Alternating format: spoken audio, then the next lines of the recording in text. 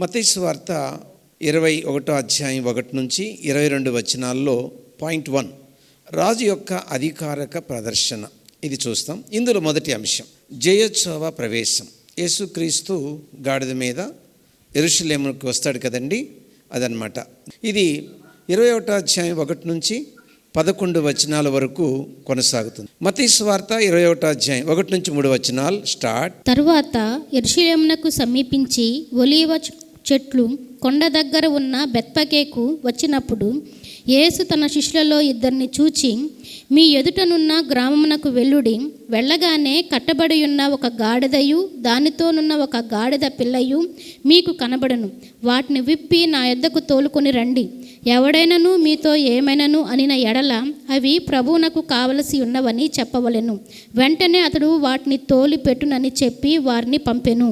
ఈ 3 వచనాలు ఏం తెలియచేస్తున్నాయి? దేవుడు లేక యేసు ప్రభు సర్వజ్ఞుడు అనే విషయాన్ని తెలియచేస్తున్నాయి. సర్వజ్ఞుడు అంటే ప్రభువు చెప్పినట్టు జరిగింది. అక్కడ ప్రభు చెప్తున్నాడు, మీరు వెళతారు. మీరు వెళ్ళినప్పుడు అక్కడ గాడిద పిల్ల కనబడుతుంది. మీరు దాన్ని విప్పుతారు.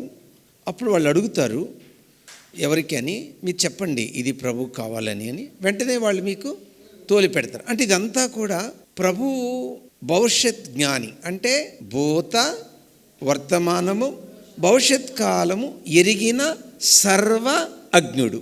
ఆయనకి మనం ఏం చెప్పాల్సిన అవసరము లేదు, ఆయనకి మరుగైంది కూడా ఏమీ లేదు అనే విషయాన్ని మనము మైండ్లో పెట్టుకోవాలా. ఎవరి గురించి? యేసు ప్రభు గురించి మాట్లాడుకుంటున్నాం మనం. యేసు ప్రభు ఎంత గొప్పవాడో మనకు అర్థమైతేనే వాడు ఖచ్చితంగా డౌన్ అవుతాడు. యేసు ప్రభు ఎంత గొప్పవాడో మనం అర్థం కాకపోతే వాడు మన మీద కొన్నిసార్లు దాడి చేసినప్పుడు మనం ఖచ్చితంగా ఏమైపోతాము? బలహీనమైపోతాం. ఇందులో 4-5 వచనాలు ఏం చెప్తున్నాయంటే ప్రభువుని గూర్చిన ప్రవచనం. 4-5 వచనాలు. వలన చెప్పబడినది నెరవేరునట్లు ఇది జరిగెను.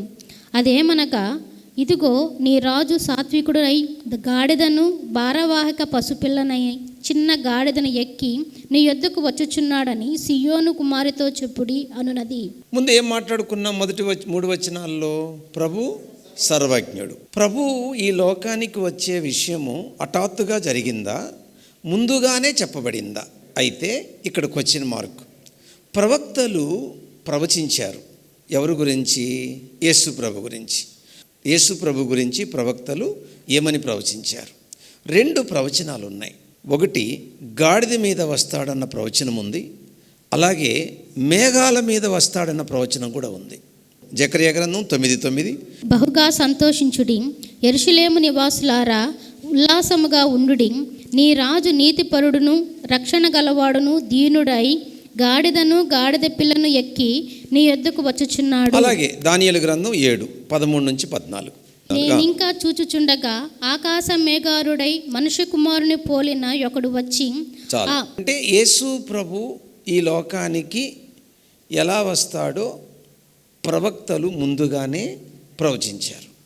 అయితే ఈ ప్రవచనం గురించి యూదుల రబ్బీ ఏమని వ్యాఖ్యానం చేశాడంటే, యూదులు మెస్సయ్యా కొరకు సిద్ధపడకపోతే గాడిద మీద వస్తాడు, యూదులు మెస్సయ్యా కొరకు సిద్ధముగా ఉంటే మేఘాల మీద వస్తాడని ఆయన వ్యాఖ్యానం రాశాడు.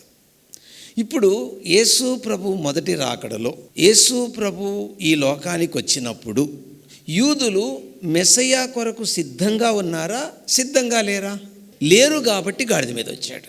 రెండో రాకడలో యూదులు మెస్సయ్యా కొరకు ఇప్పుడు ఎదురు చూస్తున్నారు, సిద్ధపడుతున్నారు, మేఘాల మీద రాబోతున్నాడు. ఇది యూదుల రబ్బీ ఇచ్చినటువంటి వ్యాఖ్యానం. అర్థమైంది కదండి? మత్తయి సువార్త 21వ అధ్యాయం 6-11 వచనాల వివరణ. శిష్యులు వెళ్ళి యేసు తమకు ఆజ్ఞాపించిన ప్రకారం చేసి ఆ గాడిదను దాని పిల్లను తోలుకొని వచ్చి వాటి మీద తమ బట్టలు వేయగా ఆయన బట్టల మీద కూర్చుండెను. జనసమూహములోనూ అనేకులు తమ బట్టలు దారి పొడుగున పరచిరి. కొందరు చెట్ల కొమ్మలు నరికి దారి పొడుగున పరచిరి. జనసమూహములలో ఆయనకు ముందు వెళ్ళుచుండిన వారును వెనుక వచ్చుచుండిన వారును దావీదు కుమారునికి జయము, ప్రభు పేరిట వచ్చువాడు స్తుతింపబడును గాక, సర్వోన్నతమైన స్థలములలో జయము అని కేకలు వేయుచుండిరి. ఆయన యెరూషలేములోనికి వచ్చినప్పుడు పట్టణమంతయు ఈయన ఎవరో అని కలవరపడెను. జనసమూహము ఈయన గలిలయలోని నజరేతు వాడగు ప్రవక్త అయిన యేసు అని చెప్పిరి. యేసు ప్రభు గాడిద మీద రావడములో లేదా యెరూషలేముకి ఈ జయ ఉత్సవము అనే ఈ యొక్క కార్యక్రమంలో గాడిద మీద రావడములో ఉద్దేశాన్ని వివరిస్తాను, వినండి. యూదులకు నిస్సాన మాసం చాలా ప్రాముఖ్యమైనది. నిస్సాన మాసమున 10వ దినమును, అంటే నిస్సాన మాసము 14వ దినమున వీళ్ళు ఏం చేయబోతున్నారు? పస్కాను బలి ఇవ్వబోతున్నారు. దానికి ముందు వీళ్ళు ఏం చేయాలి? ఒక పశువును ఎన్నుకోవాలి. ఒక పశువును ఎన్నుకొని వీళ్ళు ఏం చేయాలి? ఊరేగించాలి. ప్రతి సంవత్సరము కుటుంబానికి ఒక పశువుని ఎన్నుకుంటారు. ఆ ఎన్నుకున్న పశువుని ప్రదర్శిస్తారు. ఈ పశువుని మేమేం చేయబోతున్నాము? పస్కా పశువుగా దాన్ని బలి ఇవ్వబోతున్నామని. కాబట్టి ఇక్కడ ప్రభువు గాడిద మీద రావడంలో ఏమి నేర్పిస్తున్నాడు ఆ ప్రజలకంటే, ఓ ప్రజలారా, మీరు ప్రతి సంవత్సరం నిస్సాన మాసమున 10వ దినమున మీరేం చేస్తారు? పశువును ఊరేగించి ఇస్తారు కదా. ఆ పస్కా పశువ నేనే ఆ పస్కా పశువునై ఇప్పుడు ఏమవుతున్నాను? అందరికీ ప్రదర్శింపబడుతున్నాను.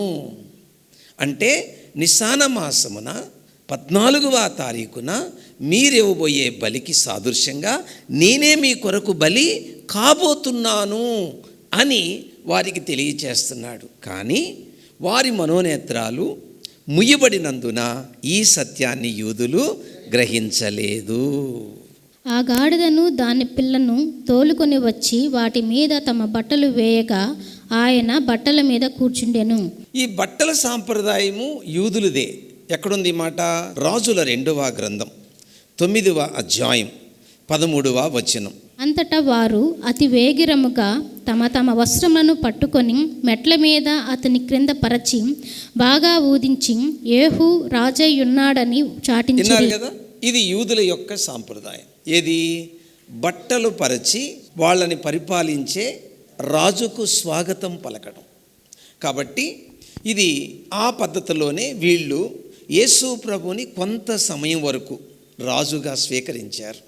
తర్వాత సిలువమని కేకలేసిన కొద్ది సమయం వరకు మాత్రం యేసు ప్రభుని ఏం చేశారు వీళ్ళు అని ఈ విధంగా స్వీకరించి ఏమని కేకలు వేశారు? 9 నుంచి 11 వచనాలు. జనసమూహములలో ఆయనకు ముందుగా వెళ్ళుచుండిన వారును వెనుక వచ్చుచుండిన వారును దావీదు కుమారునికి జయము, ప్రభువు పేరిట వచ్చువాడు స్తుతింపబడును గాక, ఉన్నతమైన స్థలములలో జయము. ఏముందో చదువమ్మా. హోసన్న. హోసన్న. యేసు ప్రభు వస్తూ ఉన్నాడు. ప్రజలు చెట్ల కొమ్మలు నరికి బట్టలు పరిచి స్వాగతం పలుకుతూ కేకలేస్తున్నారు. హోసన్న అనే మాటకు ఒరిజినల్ మీనింగ్ ఏంటంటే ఎబ్రీ భాషలో కీర్తనల గ్రంథం 118వ కీర్తన 25-26 వచనాలు. యెహోవా దయచేసి నన్ను రక్షించుము, యెహోవా దయచేసి నన్ను అభివృద్ధి కలిగించుము, యెహోవా పేరిట వచ్చువాడు ఆశీర్వాదం పొందును గాక. ఎబ్రీ భాషలో దీని అర్థం ఇప్పుడే మమ్మలను రక్షించు. దేని నుండి? రోమా ప్రభుత్వము చేతిలో నుండి. అంటే దేని కొరకు వారు ఎదురు చూస్తున్నారు? భౌతికమైన కింగ్డమ్, అంటే ఈ లోక సంబంధమైన రాజ్యము మెస్సయ్య వచ్చినప్పుడే కదండి వస్తుందని.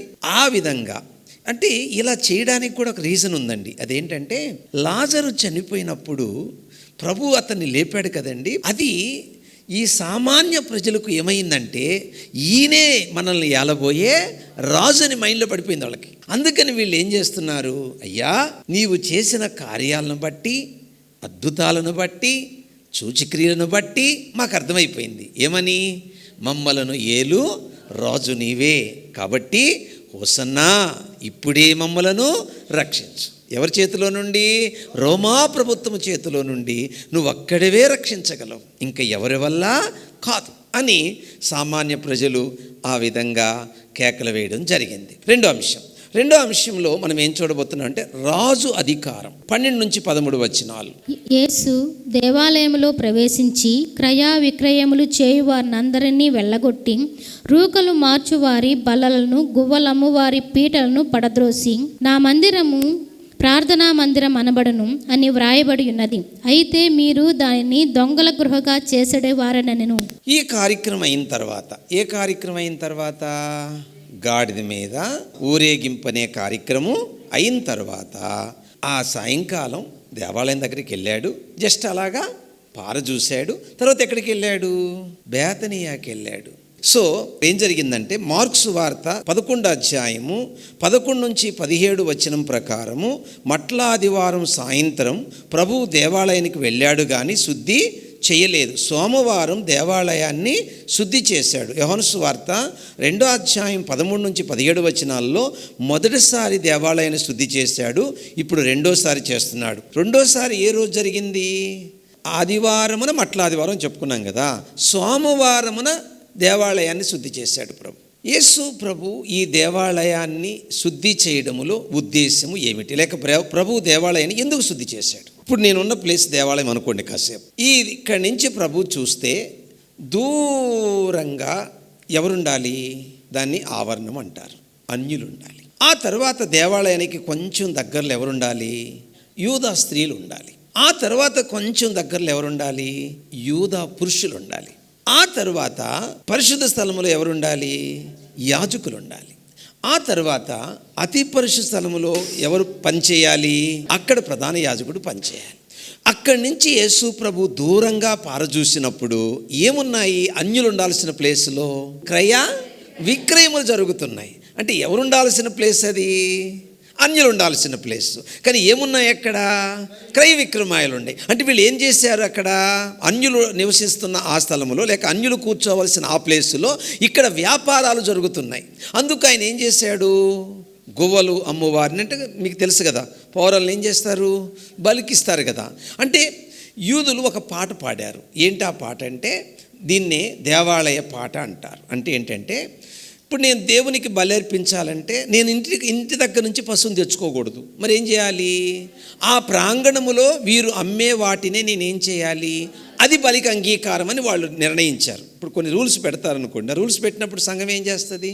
వాటిని పాటిస్తుంది కదా. అట్లనమాట. వీళ్ళు ఆ రూల్స్ పెట్టారు. మీ బలి దేవుడు అంగీకరించాలంటే ఈ దేవాలయములో మేమమ్మినా ఈ యొక్క పశువులను మాత్రమే మీరు ఏం చేయాలి? కొనాలి. వాళ్ళు ఎంత వేల నిర్ణయిస్తే అంత. అలాగే కానుకేయాలి. ఈ విధంగా వాళ్ళు ఆ ఆవరణ ప్లేస్ను ఎలా మార్చేశారు? వ్యాపారంగా మార్చి. అప్పుడు యేసు ప్రభు ఆ ప్లేస్కి వెళ్ళి ఏం చేస్తున్నాడు? మీరు దేవుని మందిరాన్ని ఏం చేశారు? దొంగల గృహ. యెషయా గ్రంథం 56:7. నా ప్రార్థనా మందిరములో వారిని ఆనందింప చేసేదను. నా బలిపీఠము మీద వారు అర్పించు దహన బలులను నాకు అంగీకారములగును. నా మందిరము సమస్త జనులకు ప్రార్థనా మందిరం అనబడును. అంటే ఇప్పుడు అందరూ అక్కడ దేవుణ్ణి ఆరాధించాల్సిన ప్లేస్లో ఏం జరుగుతున్నాయి? వ్యాపారాలు. అర్థమైంది కదా. అంటే ఇప్పుడు ఏం చేశారు ఆ మందిరాన్ని వాళ్ళు? ఇర్మీయా గ్రంథం 7:11. నాదని చాటబడిన ఈ మందిరము నీ దృష్టికి దొంగల గుహ అయినదా? దొంగల గుహ అంటే ఏంటి? ఇప్పుడు దొంగలు దోచుకున్న దాన్ని ఎక్కడ దాస్తారు? గుహ. అంటే ఇప్పుడు ఆ ప్లేస్ ఏ ప్లేసు? అన్యులు నా మందిరము సమస్త జనులకు ప్రార్థనా మందిరం అనే ఆ ప్లేసులో ఇప్పుడు వీళ్ళు ఏం చేస్తున్నారు? ఈ వ్యాపారం వల్ల ప్రజల దగ్గర సొమ్మును దోచుకొని దొంగలు దోచుకున్న దాన్ని తీసుకెళ్ళి గుహలో దాచినట్టు వీళ్ళు ప్రజల సొమ్మును ఆ విధంగా చేసుకుని ఇది ఒక గుహ. అంటే దొంగల గుహకు ఎట్ట ఒక ప్లేస్ ఉంటుందో అట్ట ఈ దేవాలయాన్ని ఏం చేశారు? దోచుకునే గుహగా దాన్ని తయారు చేశారని ప్రభు ఖండించాడు. 14-17 చదువు తల్లి. గుడ్డివారును కుంటివారును దేవాలయంలో ఆయన యొద్దకు రాగా ఆయన వారిని స్వస్థపరచెను. కాగా ప్రధాన యాజకులను శాస్త్రులను ఆయన చేసిన వింతలను దావీదు కుమారునికి జయము అని దేవాలయంలో కేకలు వేయుచున్న చిన్న పిల్లలను చూచి కోపముతో మండిపడి యాజకులు శాస్త్రులు అధికార ఆగ్రహం. మత్తయి సువార్త 21వ అధ్యాయం 14 వచనం చదువు ఒకసారి. గుడ్డివారును కుంటివారును దేవాలయములో ఆయన యొద్దకు రాగా ఆయన వారిని స్వస్థపరిచెను. వినండి, ప్రభువునొద్దకు వచ్చిన వారికి ప్రభు వారి అవసరాలు తీరుస్తాడు, కోరికలు తీర్చడు, అవసరాలు తీరుస్తాడు. 15-16 వచనాలు. కాగా ప్రధాన యాజకులను శాస్త్రులను ఆయన చేసిన వింతలను దావీదు కుమారునికి జయము అని అంటే ఈ దేవాలయంలో స్వస్థతలు చేసినప్పుడు అక్కడున్న పిల్లలు ఏం చేశారు? దేవుణ్ణి స్తుతించారు. అప్పుడు అక్కడున్న శాస్త్రులకు ఏమొచ్చింది? కోపం వచ్చి ఆగ్రహపడ్డారు. అప్పుడు యేసు ప్రభు ఏమన్నాడు? మత్తయి సువార్త 21:16. వీరు చెప్పుచున్నది వినుచున్నావా అని ఆయనను అడిగిరి. అందుకు యేసు, వినుచున్నాను. బాలుర యొక్కయు చంటి పిల్లల యొక్కయు నోట స్తోత్రము సిద్ధింప చేసితివి. ఎక్కడి నుంచి తీసుకున్నాడు యేసు ప్రభు ఈ మాట? కీర్తన గ్రంథము 8వ కీర్తన 2వ వచనంలో నుంచి తీసుకున్నాడు ఈ మాట. ప్రభువు జవాబు ఇచ్చారు. ఏమని అంటే, యాజకులుగా శాస్త్రులుగా మీరు నన్ను మెస్సయ్యగా గుర్తించలేదు, కానీ ఆ చిన్న పిల్లలు గుర్తించారని ప్రభు వివరించాడు. ఎంత అద్భుతం అండి. ఇప్పుడు 3 అంశానికి వస్తున్నాం. రాజు అధికారముతో అంజూరపు చెట్టును శపించుట. అంటే ఇది 21వ అధ్యాయం 18 నుంచి 22 వరకు కొనసాగుతుంది. 18-19 వచనాలు గమనిద్దాం. ఉదయమందు పట్టణమునకు మరలా వెళ్ళుచుండగా ఆయన ఆకలిగొనెను. అప్పుడు త్రోవ పక్కను ఉన్న ఒక అంజూరపు చెట్టును చూచి దాని యొద్దకు రాగా దాని యందు ఆకులు తప్ప మరి ఏమీయూ కనబడలేదు గనుక దానిని చూచి, ఇక మీదట ఎన్నటికి నీవు కాపు కాయకుందువు గాక అని చెప్పెను. ఇప్పుడు లిటరల్గా చదివామనుకో ఈ వాక్యం, మనకు చాలా కోపం వస్తుంది. సో ఇక్కడ అంజూరపు చెట్టు అంటే ఇశ్రాయేలీలు అని గుర్తుపెట్టుకోండి. మీకు కొన్ని వివరణ ఇస్తాను మీకు. లూకాసువార్త 13:6. లూకాసువార్త 13:6 ప్రకారము అంజూరపు చెట్టు ఇశ్రాయేలుకు సాదృశ్యము. లూకాసువార్త 13వ అధ్యాయం 7వ వచనం ప్రకారము ప్రభు ఇశ్రాయేలుల మార్పు కొరకు ఎంతో ప్రయాస పడిన ప్రయోజనం లేకపోయింది. 8-9 వచనాల్లో యజమాని ఏమంటున్నాడు? ఆ చెట్టుని నరికేయమన్నాడు. ఎందుకు? ద్రాక్ష తోటలో ఉన్న తోటమాలి ఏమంటున్నాడు? అయ్యా ఇంకొక సంవత్సరం అవకాశం ఇవ్వమంటున్నాడు. ఎప్పటిదాకా ఇచ్చాడు? క్రీస్తు శకం 70 వరకు ఇచ్చాడు. ఎవరికి? యూదులకు. అయినా మారారా?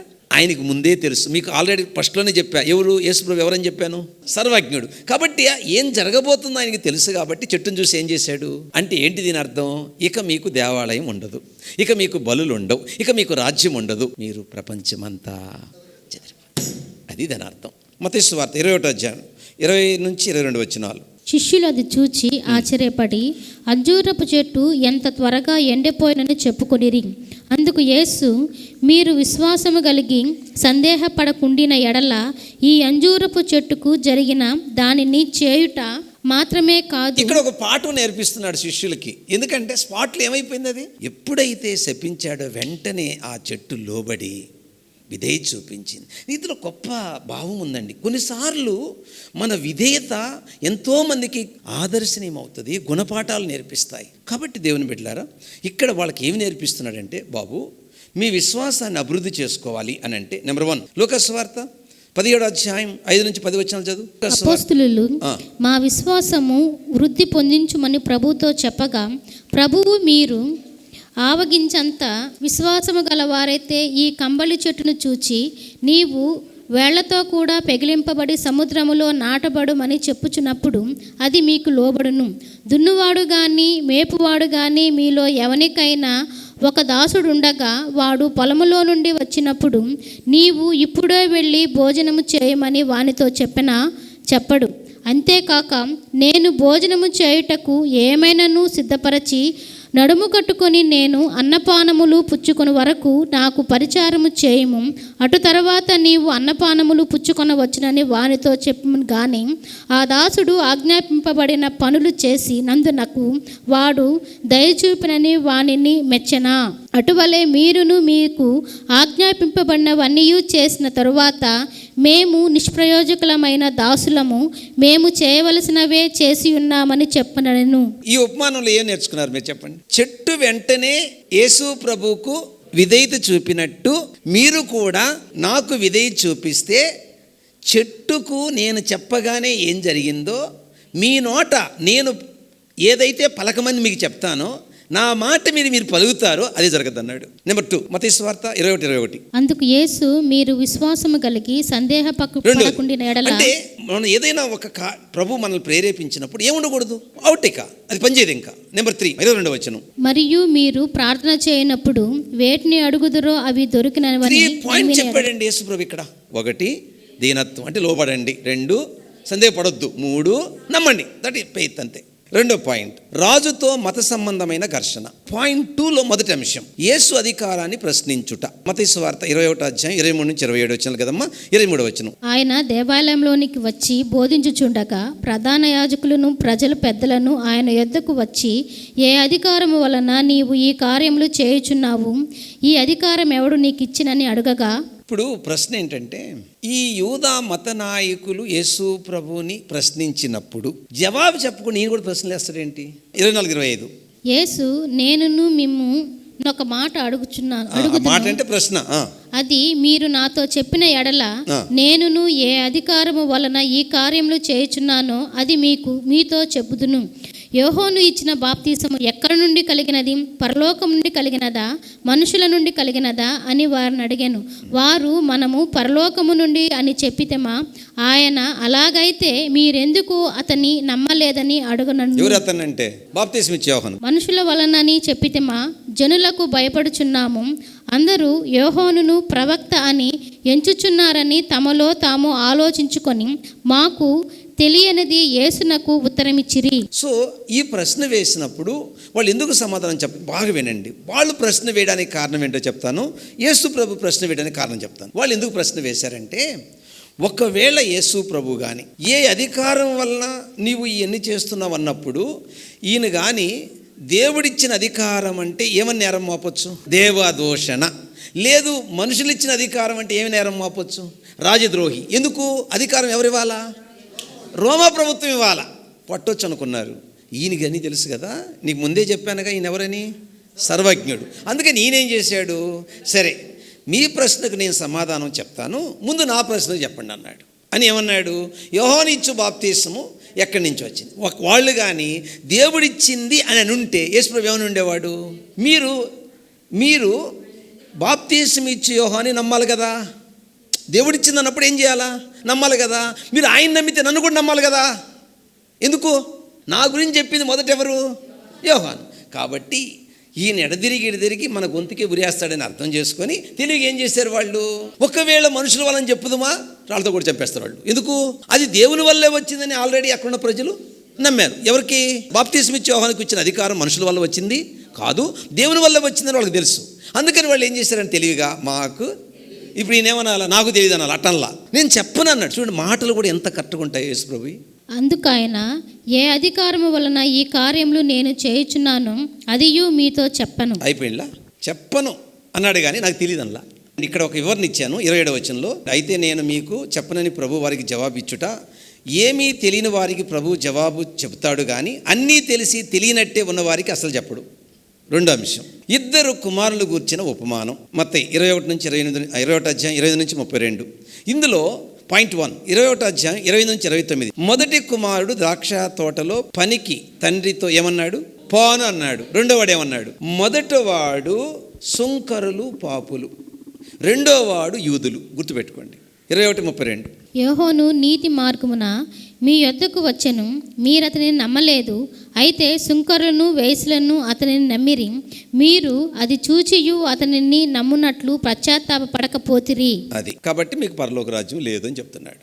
బాప్తీసం ఇచ్చి యోహాను నీతిని గురించి చెప్పాడు. మీకు పరలోకం అంటే ఏంటో, దేవుడిని నమ్మితే ఎలా పరలోకం వస్తుందో, మీ పాపం ఎలా ఒప్పుకోవాలి అన్నీ చెప్పాడు. కానీ మీరేం చేశారు? ఆయన్ని తిరస్కరించారు. కానీ సుంకల పాపలు ఏం చేశారు? నమ్మారు. కాబట్టి వాళ్ళకి పరలోకం ప్రవేశం దొరికింది, మీకు దొరకలేదు అని చెప్పేశాడు. అయిపోయి ఇప్పుడు మళ్ళీ 3వ అంశం దగ్గరకు వస్తున్నాం మనం. దుర్మార్గులైన ద్రాక్ష తోట పనివారి ఉపమానం. ఇందులో మత్తయి సువార్త 21 అధ్యాయం 33 నుంచి 41లో ద్రాక్ష తోట కాపులు కుమారుని ఎందుకు చంపారు? ఏ, ద్రాక్ష తోట అంటే ఇశ్రాయేలీలు. బి, కంచె అంటే మోషే ధర్మశాస్త్రం. సి, ద్రాక్షాల తొట్టి అంటే ఇశ్రాయేలీల ఫలింపుకు సూచన. డి, గోపురం అంటే తన ప్రజల పట్ల దేవుడు తీసుకున్న శ్రద్ధ. ఈ, కాపులంటే ప్రధాన యాజకులు శాస్త్రులు. ఎఫ్, దాసులంటే ఇశ్రాయేలు ఫలించుటకు ఏర్పాట్లు చేసిన ప్రవక్తలు. జి, కుమారుడంటే యేసుక్రీస్తు. కాపులనే యాజకుల, శాస్త్రుల, యూద మత నాయకులు యేసుక్రీస్తును ఎందుకు సిలువే చంపారంటే, ఆయన్ని అలాగే వదిలేస్తే అందరూ ఆయన నమ్ముతారు, అప్పుడు ఆయన ప్రజలను పరిపాలిస్తాడని ఆయన్ని సిలువే చంపేశారు. ఇక్కడ ద్రాక్ష తోట అంటే ఇశ్రాయేలీలు. ఈ ఇశ్రాయేలీలు అనే జాతికి ప్రజలను కాయడానికి ఎవరికి బాధ్యత అప్పగిచ్చాడు? ప్రవక్తలు, ప్రధాన యాజకులు, శాస్త్రులు అనుకోండి. ఇక్కడ ముందు ఎవరిని పంపాడు వీళ్ళ దగ్గరికి? ప్రవక్తలను. ప్రవక్తలు చెప్పింది విన్నారా వీళ్ళు? వినకపోగా ఏం చేశారు? చంపేశారు. కొందరు చంపారు, కొందరు కొట్టారు, జైలు వేశారు, రకరకాలు చేశారులేండి. ఫైనల్గా ఎవరు వచ్చారు? ఇప్పుడు యేసుక్రీస్తుని ఏం చేశారు వీళ్ళు? చంపారు. కారణం చెప్పండి. ఈయన ఇలాగే ఉంటే ప్రజలందరూ ఏం చేస్తారు? ఆయన నమ్ముతారు. నమ్మితే ఏమైపోతారు? రాజ్యం ఆయన అయిపోద్ది. అప్పుడు మనం ఎక్కడున్నాం? రోమా ప్రభుత్వం కింద ఉన్నాం. అప్పుడు మన మీద వాళ్ళకి కోపం వస్తుంది. అసలు మనకి ఏది ఉండదు ఇక. అందుకని ఏం చేయాలి? ఈయన చంపేస్తే మన పదవులు మనకు ఉంటాయి. అంటే వీళ్ళ మైండ్ అంతా దేని చుట్టూ తిరుగుతుంది? దీన్ని ఏమంటారంటే ఫిజికల్ కింగ్డమ్ అంటారు, భౌతికమైన రాజ్యం. ద్రాక్ష తోట యజమాని కాపుల్ని ఏం చేస్తాడు? మత్తయి 21:42, కీర్తన 118, 22, 23లో ప్రవచనం ప్రభు వివరించాడు. ఎట్లనగా, రాయి అయిన క్రీస్తు ఇల్లు కట్టువారికి తనను తాను ప్రత్యక్షపరుచుకుంటే ఇశ్రాయేలు నాయకులు కట్టే కట్టడములో ఆయనకి స్థానము లేదు, ఆయన పనికిరాని వాడని ఆయన పక్కకు విసిరివేశారు. ఇల్లు కట్టడం అంటే ఏంటి అర్థం? రాజ్యం. దేవుని రాజ్య స్థాపనలో మూల రాయి ఎవరు? దాన్ని వాళ్ళు ఏం చేశారు? విసర్జించారు. కానీ యేసు ప్రభు చనిపోయి తిరిగి లేచిన తర్వాత నిషేధించబడిన రాయిని ఏం చేశాడు? మూలగా తలరాయి. అంటే ఆయన లేకుండా ఏం లేదు? రాజ్యం లేదు, పరలోకం లేదు. అది దాని అర్థం. అయితే దేవుడు యేసు మరణ పునరుద్ధానం తర్వాత దేవుని కట్టడములో ఆయన అత్యున్నతమైన రాయిగా చేశాడు. ఎవరిని? యేసుక్రీస్తుని. ఎవరు? తండ్రి అయిన దేవుడు. ఉదాహరణకి ఫిలిప్పీ పత్రిక 2:9-11 చదవమ్మా. ఎవరైతే నిషేధించారో ఎవరిని? యేసుప్రభుని. ఎవరు? యూదులు. ఇప్పుడు దేవుడు యేసుప్రభుని ఏం చేశాడు? ఒరే నాయన, ఆయన కానీ నమ్మకపోతే నీకు పుట్టగతులు కూడా లేవని చెప్తున్నాడు. నరకానికి పడిన కారణం చెప్పండి లోకంలో ఎవరైనా? సింపుల్ అంతే. పాపం చేసి కాదు, నమ్మక. 44 వచనం 21:44. మరియు ఈ రాతి మీద పడువాడు తొనకలైపోవునట్లు గాని అది ఎవని మీద పడునో వానిని నలిమివేయుచును. ఇక్కడ రెండు ఉన్నాయి. రాతి మీద పడుట, రాయి పడుట ఉన్నాయా? మొదటి రాకల్లో రాతి మీద పడ్డం అంటే సిలువేయడం. రెండో రాకల్లో రాయే వచ్చి పడద్దంటే ఆయన చంపేస్తాడు. 45-46. ఆయనను పట్టుకొన్న సమయము చూచుచుండిరి గాని జనులందరూ ఆయనను ప్రవక్త అని ఎంచిరి గనుక వారికి భయపడిరి. చూడండి, ఈ ఉపమాన భావం తమను గూర్చని యూదామత నాయకులు గమనించిన మార్పు చెందకపోగా ఆయన చంపడానికి సమయము వెతుకుచుంటారు. ఇంత క్లారిటీ ఇచ్చాడు. ఒరే బాబు, మీరు నన్ను నమ్మకపోతే మీకేమి లేవు, పుట్టగతులు లేవు అని. అయినా వారు నమ్మల. మనోనేత్రాలు మొయ్యబడ్డాయి. ఇక్కడ కూర్చున్న మనం ధన్యులమండి. ప్రార్థన చేసుకుందాం. ప్రేమ కలిగిన మా పరలోకపు తండ్రి, నీ మహా ఉచితమైన కృపను బట్టి ఈరోజు మత్తయి సువార్త 21వ అధ్యాయం 1-46 వచనాలు ప్రతి వివరణ, ప్రతి భావం, ప్రతి అంతరార్థం వివరించి బోధించి మాకు నేర్పిన నీ నామమునకు మహిమ కలుగునుగాక.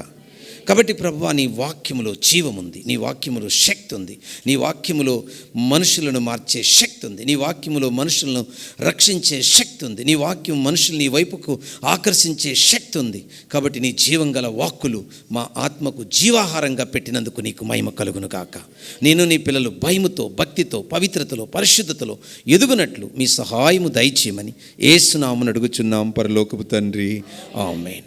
తండ్రి అయిన దేవుని ప్రేమ, ప్రభు అయిన యేసయ్య కృప, పరిశుద్ధాత్మ సన్నిధి, త్రియేక దైవ దీవెనలు నిత్యం మనకు తోడై ఉండి నడిపించునుగాక. ఆమేన్. దైవాశీస్సులు. అందరికీ వందనాలు.